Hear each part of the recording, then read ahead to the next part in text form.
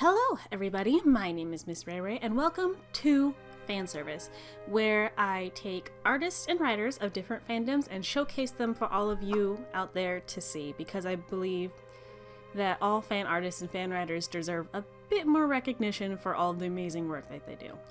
And this week I will be showing off from the Harry Potter fandom. I have 3 artists and 3 writers for you, and first off I want to show you this lovely drawing that is of Luna and the Thestrals by Ryoko Girl, either Ryoko Girl or Ryoko Girly. I'm very, very sorry if I am mispronouncing your name. I really, really like this so much. I think Luna is the most precious thing in the Harry Potter fandom, and she's very wise with keeping her innocence and everything, and I think that this picture shows that a lot. I really like the Thestral in this too, that complements Luna in this. That seems kind of just mythical as they should be, and it's very, very awesome. I love the coloring in this, the tones that it creates, and it's just an overall really, really cool painting. What I have next for you is a writer that goes by the name Columbrina. I'm pretty sure. I'm sorry if I haven't gotten your name right either. The writings I have for you today from this author is called Drabbles and Assorted Ficklets, and as you can tell by the title, it is a series of one-shots. They're not all together. They are like their own separate entity. They're just in this series of collected. It is genred in the romance department. It has multiple pairings, not just like the normal ones that we're always seeing, like with it's not just the canon ones or even the Draco Hermione ones. There are a lot of pairings that I myself haven't seen a lot of in the fandom, and I think that's really cool. It is rated M for multiple reasons. The stories all together I think are very, very addictive. When I found this one, I just couldn't stop reading. I really, really liked the story structure of all of them. Each of the stories I think are really, really creative and well written, and it's just a really good collection of stories if you're wanting to break away from like the normal pairings that we see all the time. Speaking of, there is a certain chapter in the series of one-shots that actually inspired the next drawing I am about to show you. It is, in fact, specifically the chapter 12 titled You Can Fly, and it has inspired this picture of a sort of mentally tortured Ginny, and it is drawn by the awesome Lost Boy Nibs, and I think that she did an amazing job in this. I never got to read the books personally, but I love the movie and I kind of love the whole Harry Potter universe. And I never really got to see this side of Ginny. So I really, really enjoy this. I mean, it's emotional, and you get to, well, I get to see a side of her that I didn't particularly see in the movies.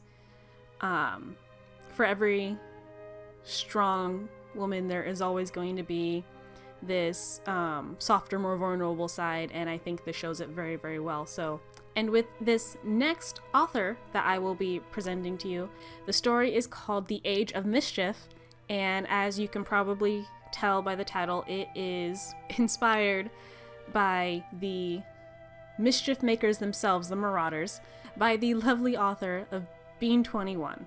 It is a series of one-shots again, but I think these are actually more connected. This is obviously pre-Harry Potter story.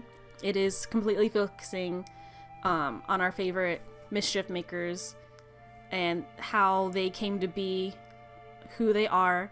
It is genred in the fantasy/friendship, and I think that these stories are super endearing. It's just starting out. There's only 3 chapters so far with all of these one-shots. Everything seems to be so in character with all of them. It starts out with them being accepted each their own individual story. It gave me a very nostalgic feeling when reading them, even though, like, I don't know, it's really nice and wholesome, even though you know the outcome of everything. I guess that's why I feel like it's nostalgic. It's looking on a brighter time in the past. So thank you, Being 21, for making my Harry Potter life a little brighter. The artist I am about to show next actually goes along with this theme, not so much the writer, but in the theme of the Marauders. Who I have next to show you is the artist J Patty from Tumblr, and she has created this awesome portrait of the Marauders. It's just a really lovely portrait. The details in all of it are really awesome. The sketchy feel to it is amazing. It really shows how, I don't know, to me it kind of shows just how much they, really mean to the series. Like, they were practically family before all of the history happened. I like the coloring scheme as well. So it has kind of this old-timey feel to it, even though it's not old-timey at all. I don't know how you managed to do that, but it's super awesome. So thank you, J Patty, for this amazing drawing. And last but not least, I have an amazing piece of work from the author Live Laugh Love 728, and they have created this amazing one-shot of our golden trio, Ron, Harry, and Hermione, because I couldn't talk about Harry Potter without mentioning them at all. This is a post-Harry Potter, pre-Cursed Child one-shot. It is rated K. It is genred in the friendship department. I find this story really, really quaint.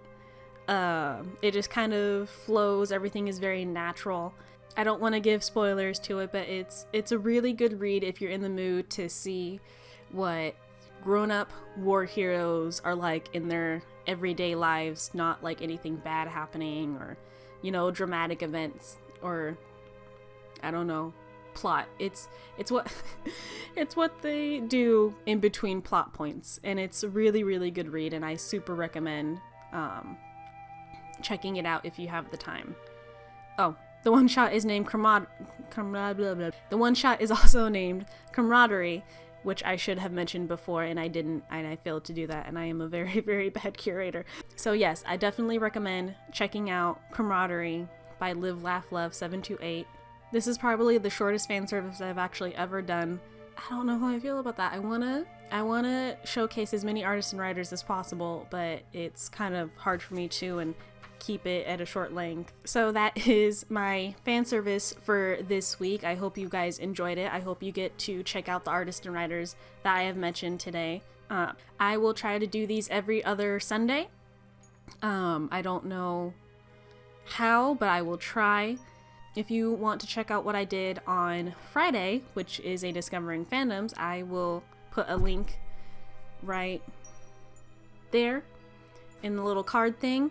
I discussed Mob Psycho 100 for my Discovering Fandoms last Friday. If you like what I did, please let me know, because this is very important to me. I want to make sure this is a series that I do that is, I don't know, appreciated as much as I appreciate the creative people out there in our fandoms. I'm going to stop this video before I continue rambling anymore. So thank you so much for watching. I very, very much appreciate it. And I'll see all of you in the next video. Have a wonderful life.